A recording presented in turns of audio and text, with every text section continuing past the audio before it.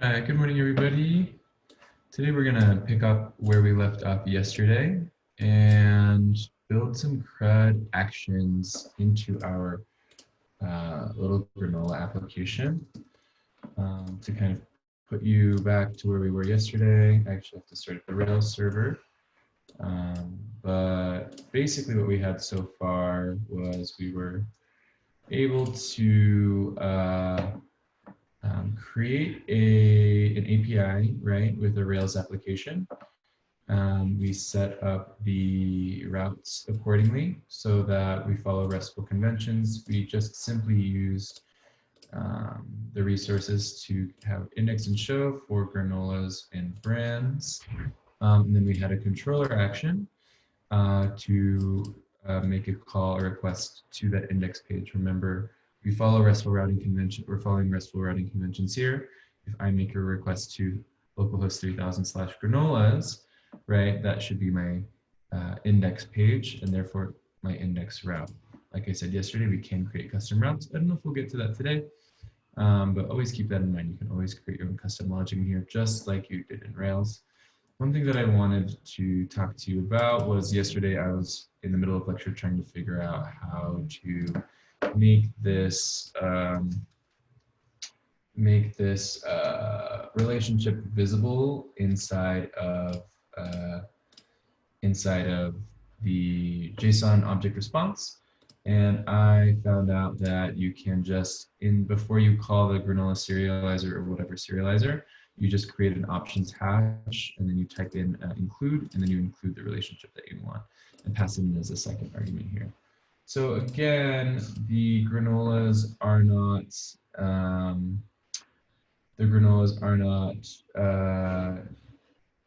the relationship isn't inside of each individual granola object, right? But we said, okay, so we know that in this granola object, the brand ID is 1. In this granola object, the brand ID is also 1. And what we get here is an included key which points to an array of brand objects without duplicates. So we can effectively, whenever we want to learn information about the brand that this is related to, we can just go look inside of this array here and iterate over these and find out, okay, well, which one of these is the brand that is the relationship, and grab the attribute from that if we need it. We can also do the reverse, right? So in our brands controller, we can create the relationship to include the granolas.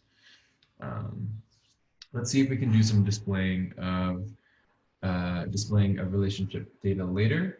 Again, because although the FastJSON API does change the formatting a little bit from what we would consider easier or used to, it is kind of convention moving forward. So I want to provide examples of how we would play with that. Again, at the beginning, you can create your own custom JSON by just doing as we had done before, listing out the objects, or just saying render JSON object and then including or excluding whatever information that you want. But I just want to give you as many examples with FastJSON as possible. Okay, so when the page loads, let's see, why are all my granolas not showing it? Probably have an error in here. Handle granola submit. Ah, okay, cool. I got a little ahead of myself here. Here we go. Okay. If your JavaScript application isn't behaving how you expect it to, always make sure that you open up the console. It tells you the errors that prevent everything from running. Okay. So yesterday we built out this function that makes a fetch request, a get request, right? Because there's no added argument to our granolas API, just getting the index page, returning the granolas. We talked about how then, right, can either accept a function definition or a reference to a function. We took out the function that we had here that just takes the promised body and JSONifies it so that we have a JSON object to use in the next .then chain, right? Inside of this function, we understood that there is a JSON object that has a key of data, and data has that array that we want, right? So we're going to iterate over the data array and pass each granola object in the array into this callback function, put granola on DOM. Remember, remember that for each also accepts a reference or a function definition here. The callback function goes over or accepts, remember, one at a time each granola object and takes the attributes, puts them into the string via interpolation, and then uses the inner HTML and plus equals operator to append them to the DOM. Then we call the function at the very bottom of our page, so that is the first thing that runs immediately, or it runs immediately when our page loads. Any questions about that? Anything that we want to go over, clear up? Look at it again.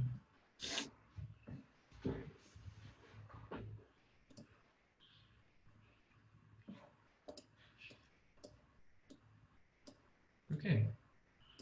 Again, please feel free to at any time hop in the chat and ask a question that you have. I know for me, sometimes it takes me a minute to kind of verbalize my question or put it into words. So never too late for a question. Quick question about something that we're going over right now. What's up? I just was looking at the code here, and I just wanted to make sure this was just a GET request, right? We didn't try to post anything and render it back again. Okay, perfect. Just a GET request. Just wanted to That's what we're going to do today. The next thing that I want to do is fill in these forms, or fill in this form to create a new granola, right? And then we're going to talk about a couple things. Oh, I guess I can actually go edit that README. I didn't do that today because I just thought it was going to be a continued. So we'll do some more CRUD operations. We'll talk about, hold on one second, everybody.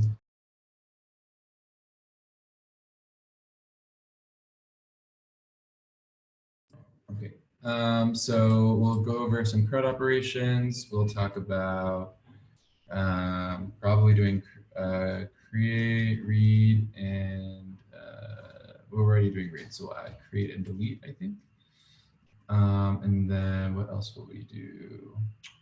Create more CRUD operations. We'll talk about the second argument to fetch, to put in, and the second argument to fetch JSON.stringify and headers method type. And then we'll talk about, what these should be stars. And then we'll talk about,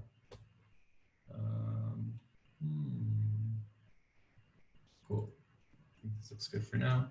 And then we'll talk about some kind of rendering logistics, not necessarily logistics, but like rendering options. We'll talk about the difference between pessimistic and optimistic rendering. And I think that's kind of all I really want to go over with you right now. So again, I want us to complete the logic so that we can create a new instance of a granola. And then maybe we can go over so that when we click on one, it gets deleted. And we'll talk about the process of that, how, again, we have to create another JavaScript, or we have to pass fetch a second argument in order to complete any request that's not a GET request. And then once we have either deleted or received a new object, right, we'll talk about when and how, what our options are for updating the DOM. Okay, let me move this over. This over. It's here. It's here. Maybe we don't need this. Yeah, I'm just going to put this here for now. Okay, so I've already put in the fields for you. I've already selected them. I have the button. I have the name and the description.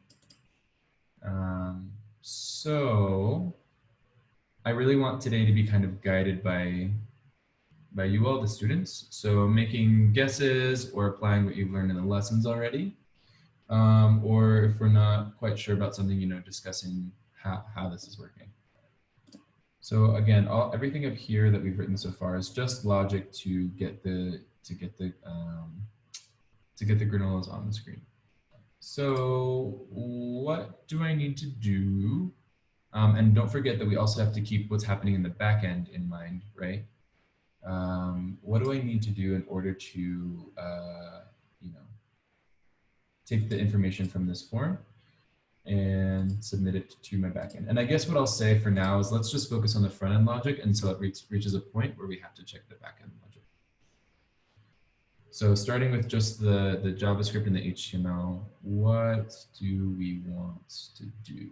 What should we do first? My thought is to create another function, Okay. right, to possibly handle this. Sure. So, right, a function to handle that, which would mean that this function would be part of what else? So, right, you're saying that we need to write a function to handle something, but what is it trying to handle? Ah, I see. Basically, the thought is to grab the value out of these inputs, right? Right. But we were able to target the inputs, but we don't have the value yet. So we can probably do something to grab the value, maybe set it to a variable, maybe not. Also, since this is a form, you know, we want to prevent the default submission and just utilize the JavaScript portion Actually of. didn't make this a form. I just put the input labels with buttons. Oh, I didn't know. Okay. But you're right. It's a good idea, and it's good to know that there are kind of both ways. Awesome. And probably an event listener for the add granola. I'm not sure if that was actually. There we go. That's what I was looking for. So we need to put an event listener somewhere on one of these elements, right? Which element do you think we should put the event listener on? The granola button. Add granola button. This one here? Yeah. Okay, cool. So that's the granola button over here. Exactly right. So we'll say, okay, granola button, add event listener.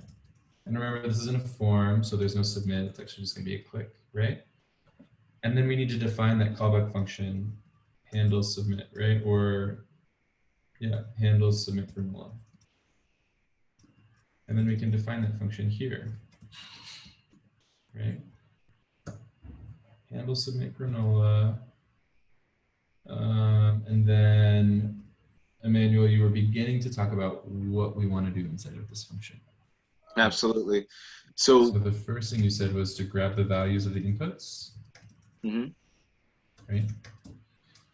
And then let's see. So how would we do that? So the good thing is we targeted the inputs already. So we could possibly call those variables into play. So grab the values of the inputs. So we'll get the name of the granola, and that's going to come from the granola name, and we'll take the value of the granola name, right? And then the description will also come from the granola description object, and we'll just call dot value on that, right? Are there any questions about calling dot value on something? When you grab input fields, when you select them as elements, right? They have value attributes. You can do that for any attribute, right? Just checking. Like you could do dot any attribute, like dot ID attribute. So yeah, when you'll see in the Google Chrome console that these are all the possible things that you could call on the elements. There are a bunch of things you can call on the element. Inner text, input mode, a lot of stuff. You know, you can define the event kind of here, right? So there's a lot of stuff we can do. Yeah, every element has stuff that you can call in it. Okay, so now that we have the name and the description that we've inputted into here, right? So the name can be like raspberry. And the description can be, you know, taste of the forest or something, right? And then these two, the name and taste and the description should end up in these variables, right? Okay. After we've grabbed the values, do Do you have any idea of what we should do next? At this point, I believe we're probably done the front end portion to a certain extent. We probably would do the fetch, I suppose, like Yeah. the post fetch. Sure. So one thing that I like to do when we're making post requests to the backend is I actually like to assemble an object. So I'd say like let new granola object, and I'll give it the key value pairs, because we ultimately are going to pass an object into the next fetch request, and that we're basically assembling the params, right? So this object is what's going to be received in the backend as our params, so that we can take this information and create a new instance, right? So I like to create a new object like that. And then Emmanuel, what did you say we have to do next? I was saying continue in this format, right? So you kind of created that object, right, for the granola. And now I would say to create the configuration object, right, with the methods and headers and body. Right. Great. So what Nethelbert is talking about is we're getting to this point where we need to create the second object, sorry, the second argument for our fetch request, which is often called the configuration object. So when we make this fetch request, eventually it is still going to go to our granolas, right? Because we're making a post request to granolas. We're following RESTful routing convention, right? However, we need that second argument to go here, config object. So again, doing the get request using fetch is super easy. Doing any kind of other request requires a little bit more work. Our configuration object requires a method key where we explicitly say what kind of method we're making, and we're making a post request. Great. It also requires a headers key, and the headers key points to an object with two key value pairs. And the headers, if you go back to the configuration that we did in the application, let's see, inside application here, we had these headers any, right? Basically saying that we'll accept any headers, but the convention here is to put the content type. Again, we're basically letting the receiving server know, hey, this is what's coming through, content type application/JSON. And these are kind of just things that you have to memorize or copy paste or look up.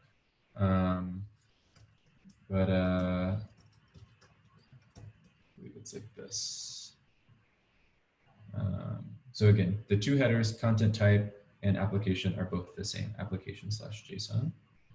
I think in the labs it says to use accept instead of application. Is that? Oh, accepts. Sorry. Yes, accepts. It is accepts. Yes, it's not application. Thank you. Accepts application JSON. And then the last bit is going to be the body, right? So this is the information that we really do want to send through. And the body is basically going to be that new granola object that we made up here, right? This, of course, is very small, but later you can imagine in your applications how you might have, again, several things that you want to send through. Think about how big our forms could have possibly been in our Rails applications. The only difference now is that we want this to be what's called stringified, so that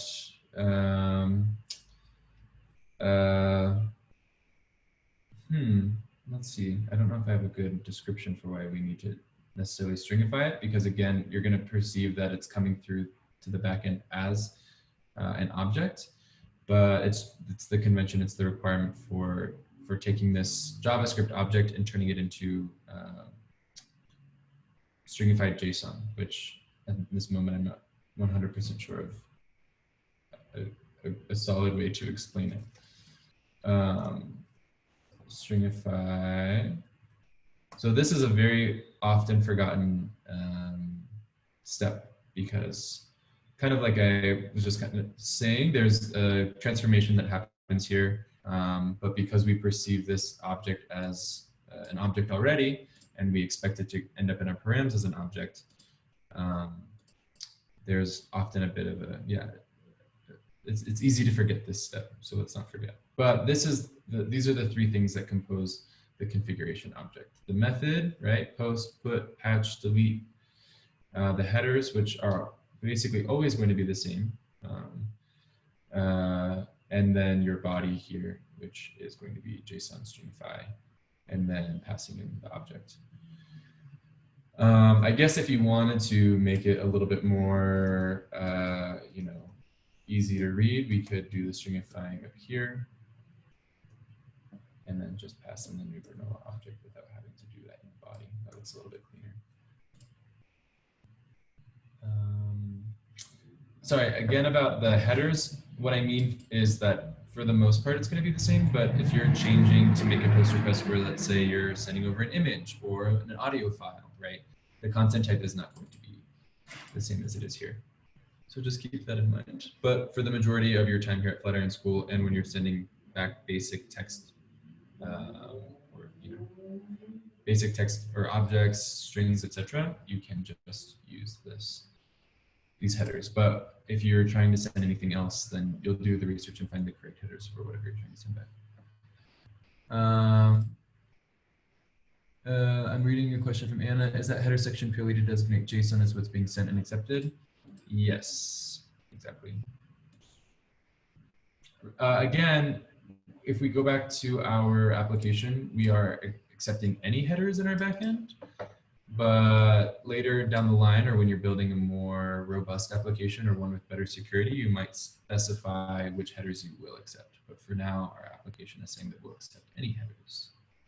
So when you say accept, is that referring to like when you get the HTTPS response back, like what you accept when you're making your response page? Like if you send... That's what I'm thinking.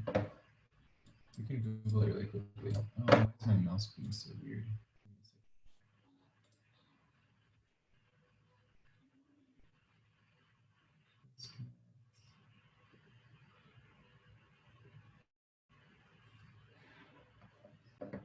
Weird. Okay, so what does accepts in headers to JavaScript? The accept header is used to inform the server by the client that which content type is understandable by the client expressed as a MIME type, right? So these are the MIME types here, I believe.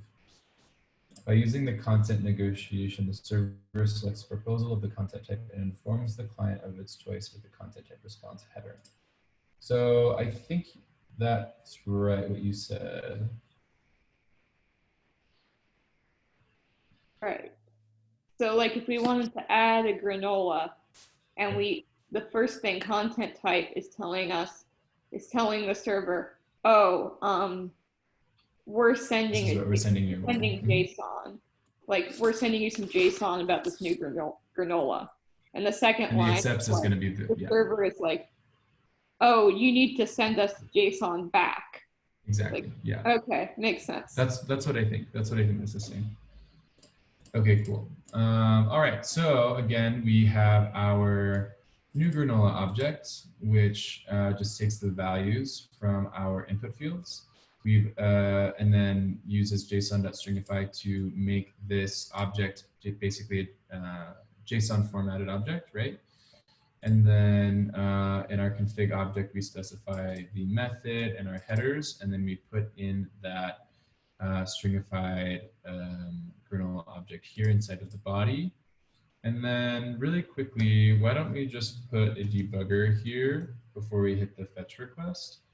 And let's just kind of take a closer look at everything that we have. So remember, handle submit granola is the callback function that we add to the event listener. And remember, callback functions callback functions into the event listener are references, right, or function definitions. We never want to invoke a function as the reference to the function in the callback argument space.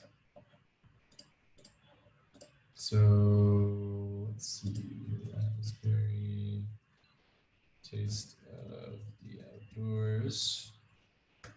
I open this up. Add granola.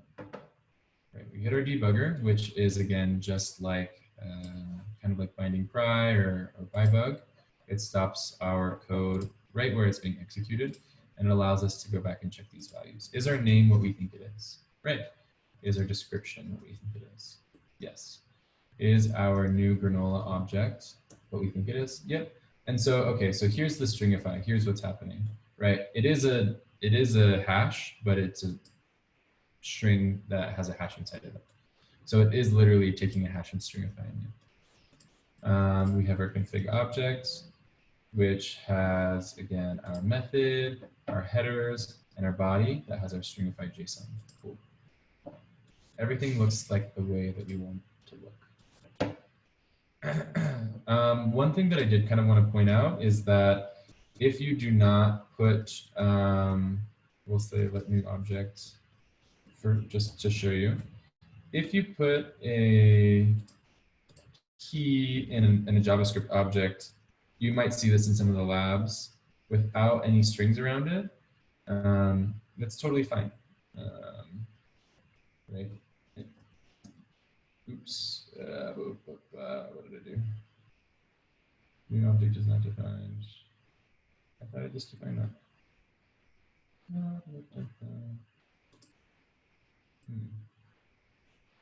Let another object equal hash. Why is it not letting me define them? Oh, maybe it's because I'm inside of the debugger and it's not letting me create anything new. But the point that I wanted to say is that you'll see it often written like this if there's no dash, but if there is a dash, it is necessary to put it in quotes to make it a key. So again, this would be acceptable. However, this is not acceptable, and you'll see that depending on your text editor, the color will kind of look off. So if there is, again, a dash in your key, you want to stringify it. If there's no dash, if it's just one word, you can just put it in as plain text or like this, that'll be fine. Okay, so now that we have everything set up on our front end, we're ready to make our fetch request to our back end. We have to make sure that our Rails application is even ready to receive a request to this route. So where do we need to look? Where do we need to check? Check your backend now, I suppose. Your routes. Yes, right. We have our backend here. We have our routes file already pulled up. Okay, so far the only routes that I have are the index and show page for brands and the index and show page for granolas. What do we need to add? Gonna need a create. Okay. We'll add the create method to the resources and for the granolas resources. And then what do we need to look at? Your controller. Make and sure you have action. Right. So again, we're going to try to hit the create action in the controller, right? So I've already put a bybug in there for us. And let's see if this works. Let me reset the server so we get that route registered. And when I click add granolas here, because again, I have added this event listener to the button. And once it's arranged everything, it's going to send off this fetch request. So I should hit my bybug if it works properly. Oh, I have to refresh the page. Raspberry taste of outdoors. Great, so we're inside of our bybug now. Remember that the object that we passed through is now inside of our params. We have params name, params description. Awesome. Great. So with that information in mind, we can go ahead and create a new granola.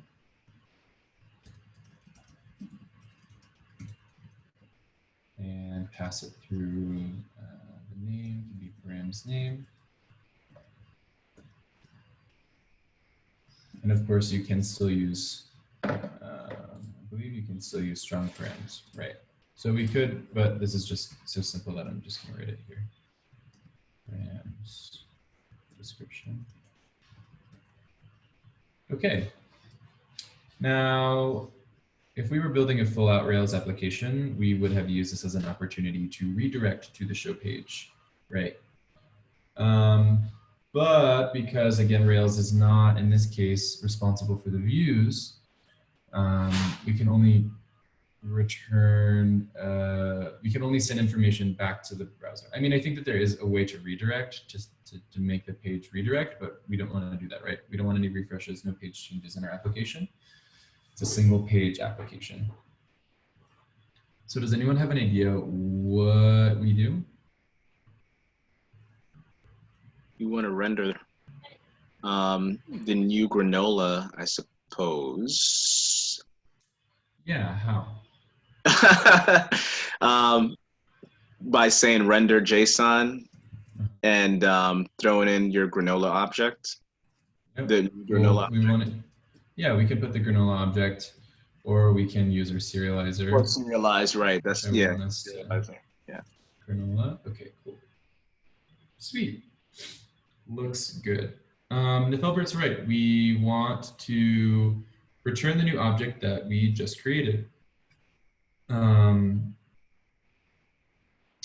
the new object we just created. If you look at the readmes, we can, there's demonstrations, of course, of how we can add extra information to the response. If we want to say like success, the granola worked, or this failed, right? We can add some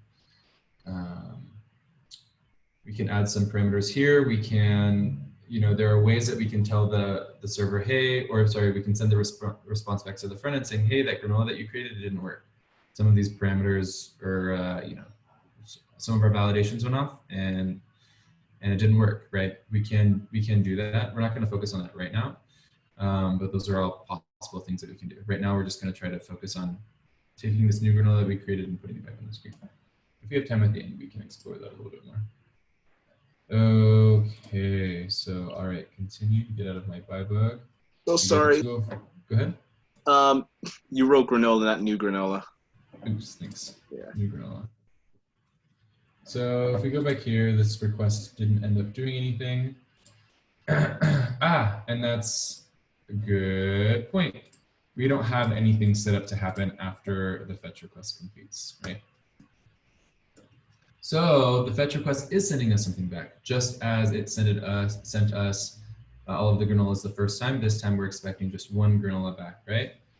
Every time we get a response back from the fetch request, we can use our handy dandy res to JSON function that we created earlier. And you know, it's helpful to bring this out, and that way we can reference it later so we don't have to redefine it several times, right? Then res to JSON, and then let's just console.log the response. See what we're getting back. Cool. Oh, I have to update my page. Raspberry tasty forest. Okay, cool. That was quick. We got a response back. Oh, something didn't happen. The ID is null, which must mean that, okay. So there was an error. Notice that it did return the granola, but it returned the instance and it didn't save to the database because there's no ID. And this is because a granola must belong to a brand, and I forgot this. So we can do a couple things. We can, in our model, say that the granola doesn't always have to belong to a brand, and I think that's what I'm going to do for the moment. We could, of course, put a drop down for the granolas in the form here to select one, but I think that this might be easier. Belongs to brand. I think we can say belongs to optional true Rails.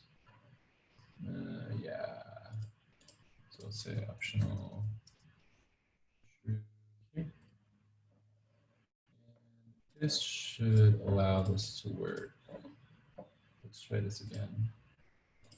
There we go. Cool. So what I had just did was say, using optional true, it takes off the validation that a granola has to belong to a brand. Awesome. Okay, so nice. So everything works in our create action the same way as it would have before. The only difference is that instead of redirecting to that show page for that granola, we're just actually returning that granola object. So now the question is, once we have this granola object,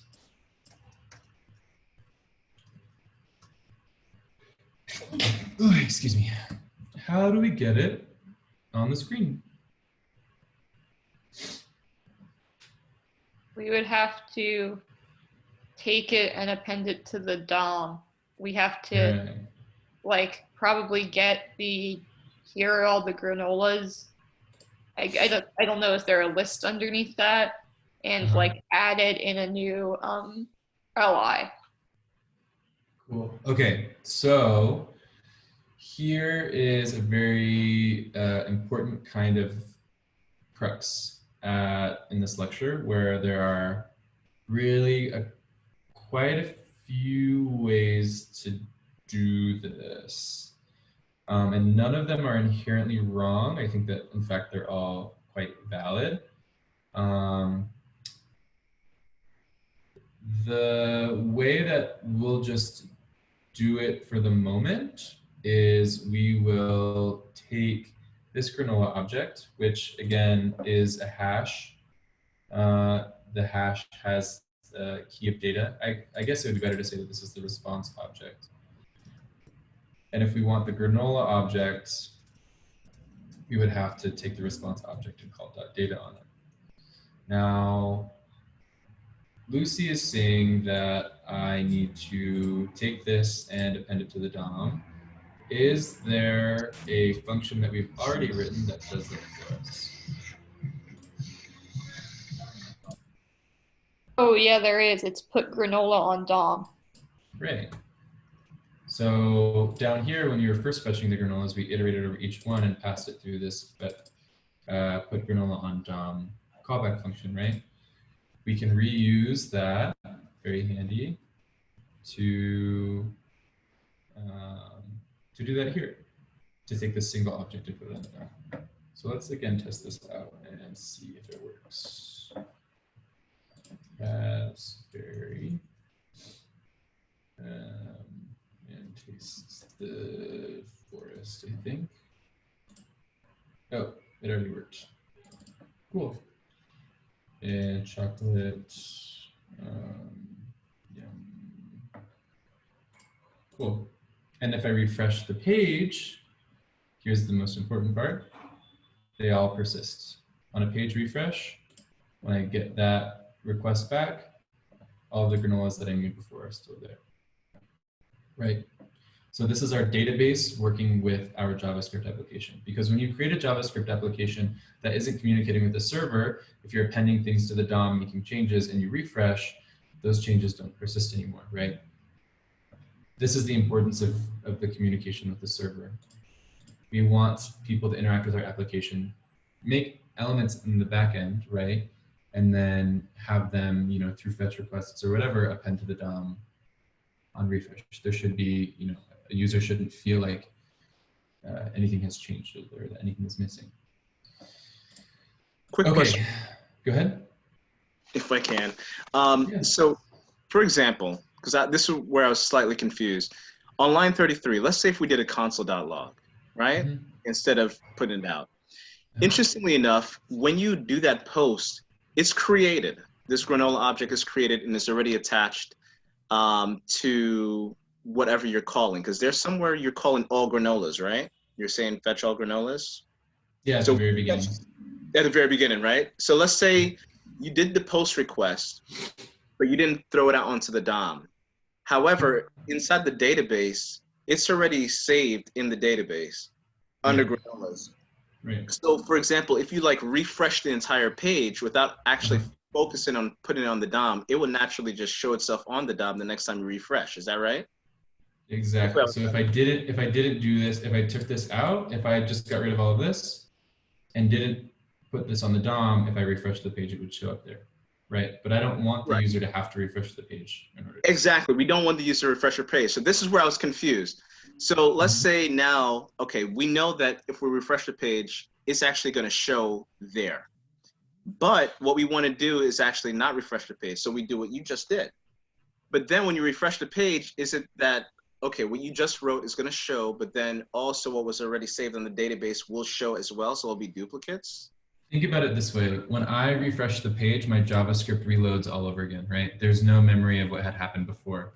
The first thing that happens is this fetch granola, right? Well, after all of these functions and variables and event listeners are defined, this fetch granolas function runs and appends all of them to the DOM, right? So in the moment that I refresh the page, the DOM is empty and it makes this fetch request. And inside of the return of this fetch request are all of the previous ones that I've made, right? So these two functions are happening in different spaces. The fetch granolas function is happening right when my page loads, right? But this is only happening after I've submitted the form, right? When the page refreshes and I fetch the granolas again, all again for the, you know, for the next time, those new granolas are in there already. Oh, so it's not like it's duplicates, it's the same one. It's Interesting. the same one, yeah. Because fetch all granolas is getting all of the granolas, and on a page refresh, all the ones that we added from a previous session are now already in the database. Huh. Yeah, so if you inspect the page, both those raspberries should have different IDs. Exactly. Well, I mean, I don't have, I didn't put IDs on them, which I could have done. I could say li ID equals, you know, granola,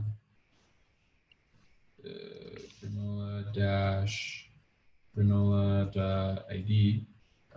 Here, that should put each one on there. And if I inspect the elements, I have granola, oops, that should have been like this. But anyways, you can see here, raspberry, 5, 6. I did duplicate, but I don't have any validations that say that they can't have the same name or the same description. So that's why they're there. Mm. But yeah, I refresh the page. All of the granolas load to the DOM. I have 1, 2, 3, 4, 5, 6, 7.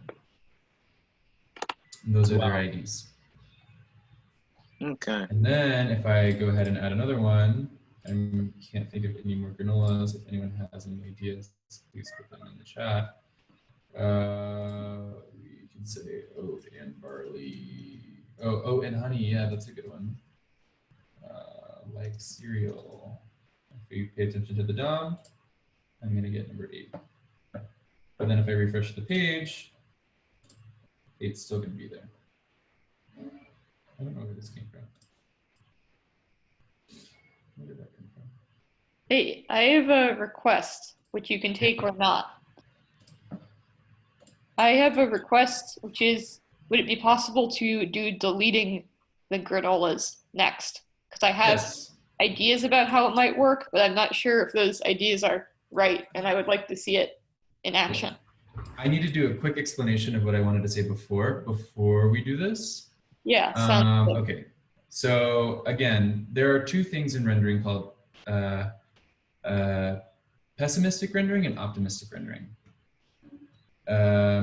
Pessimistic rendering, I'll move these over to the README. Pessimistic rendering is when you wait until the response has been returned successfully from the server. Oh, where's my soft wrap? From the server.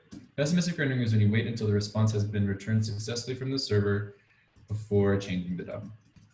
That's what we did here, right? We didn't add the granola to the DOM until we actually got that request from the browser, right? There's something else called optimistic rendering, where we render the information to the DOM, whether or not the server returns a successful request. You see optimistic rendering very often on social media applications, because if you've ever lived in a city where you're on the subway and you're at a station and you get internet and you're scrolling and you like someone's picture, but you realize the moment that you like the picture, you're in the tunnel and you're not getting service anymore. That heart is still gonna light up, or that comment is still gonna look like it posted, even though once you get service again and you refresh the page, it actually didn't, right? So these companies, who are designing the user experience want you to feel like you're participating, even if your application isn't working. Or maybe they have, server help or helpers in their application that, wait until the reception has been received again and then go send all of those requests off. But either way, the experience on your application is as if you have successfully done the thing that you were supposed to do, but we didn't actually get the response back from the server. So what I mean to say is that what we could actually do is just go ahead and send this request, right? So this is the pessimistic way of doing it, and then this is this would be the optimistic way of doing it would be sending this fetch request with the config object, and then without waiting for the response at all, we just put the granola on the DOM, except we can use the, well, we can't really use the new granola object because, Could you even just do it before the fetch? Or would that not yeah, work? we can do it before the fetch. Well, the fetch is asynchronous, right? So no matter what, this is technically going to run before the fetch runs. The point is just that we can take the information that the user input and put it directly on the DOM and not wait for the response back from the server. So that's the difference between pessimistic and optimistic. Just like put granola on DOM and then just make you could just use the form values to fill that in. Exactly. I see. Because we already have the information necessary to make that request, right? Okay, and then another thing that people often say is a possibility. Instead of returning the individual, instead of returning the individual JavaScript object for the granola and then appending it to the DOM, you can also just clear out the granola's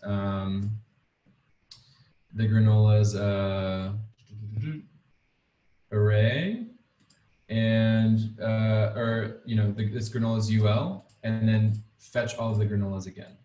So essentially what I mean by that is saying like, let's see, where does this function go to?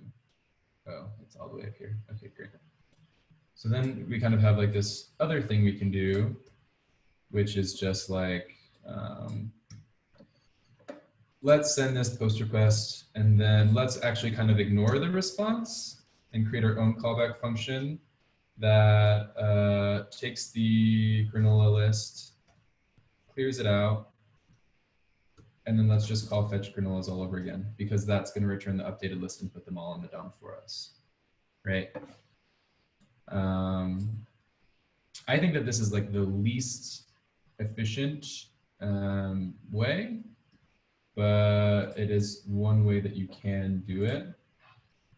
So I saw s'mores, like candy. Oh, I don't think this is working. What am I doing wrong? Index 43. Oh, granola lists dot inner HTML. Yeah, there we go. S'mores, like candy, add granola, and then it shows up there. But you can see for a split second that there was like a quick refresh. There was a clear, and then everything went back on the DOM really quickly, right? So that's why I don't really like this one very much. But it is one way that you might see people do that. I'm going to keep pessimistic in for now. I think it makes the most sense. I don't even really know what you would call this. Just like reuse fetch granolas to repaint the DOM. Okay, with the last few minutes that I have left, I will say, so let's talk about this. With this as a preface, we'll talk about deleting the granolas. And I guess what we can do is we will, after we put each granola on the DOM, maybe we will also put a delete button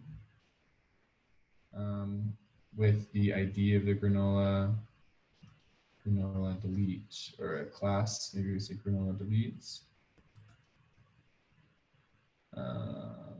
Or no, we can say, sure, we can say deletes, and then put the ID of the granola. Again, there are several ways you can do this. This is just one that I'm doing. And we'll say class is delete. I'll just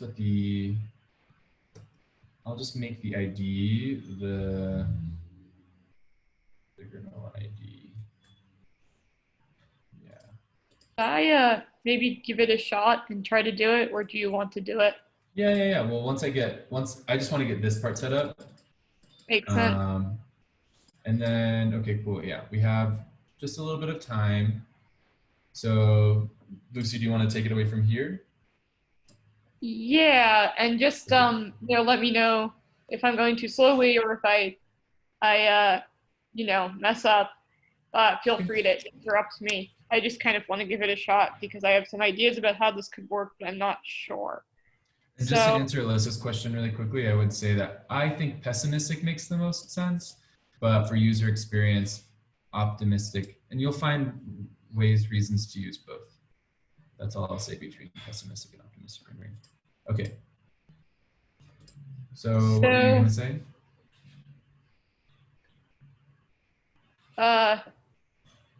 Okay. So I think first you would have to add an event listener. So you could get all of the buttons of the class delete. So you could say like document.getElements by class name. Right. So remember that there's one way to do that where you iterate over each object and add the event listener to each one. But I personally like to do the one event listener to rule them all. And I put it on the common denominator, the common div between all of them. So all of the granolas are inside of the granola list, right? And if we wait for a click and we say handle deletes, or we'll say handle delete, and then inside of that handle delete function, if we pass in the event, we can just add an if clause that says if e.target.class name equals delete. Is it class or class name? I think it's class name. If e.target.class name is delete, this needs to go in quotes or parentheses, sorry. Then we do that, right? So that way we don't have to iterate and put event listeners on all of them. We just put event listeners on the entire element. And then we're only letting the event run if the target is a delete. Does that make sense? Yeah, that makes sense. Okay, sounds good. So I think first we're going to want to look at the ID the granola ID that's stored in the ID and save that to a variable. So we'll say e.target.id, right? Because we saved the ID to the target as the target's ID, right? I was gonna do, yeah, that makes sense. Normally I iterate through and I do this.id, but I think that wouldn't work here. I think it is e.target.id. Yeah, okay, that makes sense. Well, again, there are several ways to do it. I just put the ID here so that it would be easy to grab really quickly. Makes sense. Yeah, sounds good. And then I guess that you would do the fetch here, or yeah, I think you would do the fetch here. And you need to make the config object as well. So yeah, I guess it would look the same except the post would be a delete. Exactly. And do we need a body? Believe we just would need to, we do not need it because we are going to go to the URL which contains the ID. Exactly. So we're actually going to make a fetch request here, but we're going to put it in backticks. And then we're going to interpolate the ID here, right? Yeah. Yeah, that's what Okay. we need to do. Cool. And then we pass in config object also in the Oh. fetch. Exactly, config object. And then we have to go to our routes and make sure that we put in delete here. Is it delete or destroy? I think it's delete. Oh yeah, I forgot about that. I don't know. I don't remember. I think it's It's just destroy. Destroy. Thank delete you. action. Destroy, and then that goes to the delete action in the controller, right? No, this is still destroy. It just This is the also destroy? the Ah, method that's is. the, yes. I would get Thank you very confused by much. this too. And then if we put the buy bug in here, and I know we have just 1 minute left, but if this works the way that we had planned it to, we should hit it. And let's see, nope. Access to fetch origin null has been blocked by cores.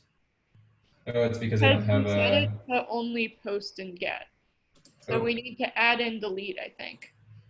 No, but we did it. We did it here. Oh, but I have to reset the. I have to reset the server when I'm ready It's to in- do route. Here we go. Nope. I still think not. it's in In here. is that the same error or a different error? I think. Yeah, I think so. In the middleware, I think it's in config/application. Oh, you're We set it exactly to right. only get and post, so we need to Yeah, put you're delete. so right. Where is it? Application, right here. Right. So Lucy noticed that in the cores middleware, we only allowed for get and post, and we also need to allow for the delete. Great job, Lucy. Okay. There we go. Now we hit our buy bug, right? In our params, we have the ID, and we can just build out the logic here to say granola equals granola.find by, we say ID, params ID.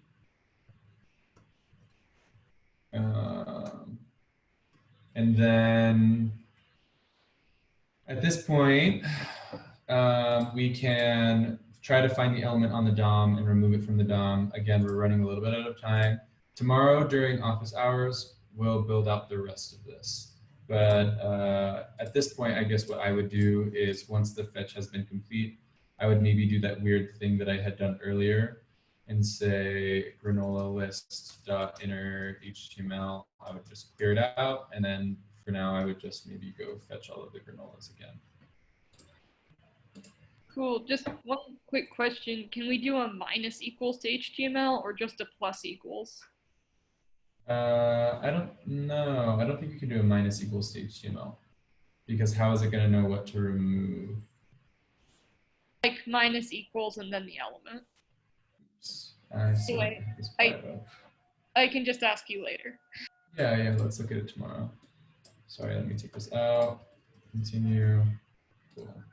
So just, oh, it's not working. I don't think that I'm deleting successfully. Ah, I'm running out of time. I forgot to delete it. Granola.destroy. And then let's try it again. There we go. Okay. So again, something's not working exactly. Ah, yes, okay. We'll talk about this more tomorrow. Basically what's happening is that fetch and fetch granolas are both asynchronous requests.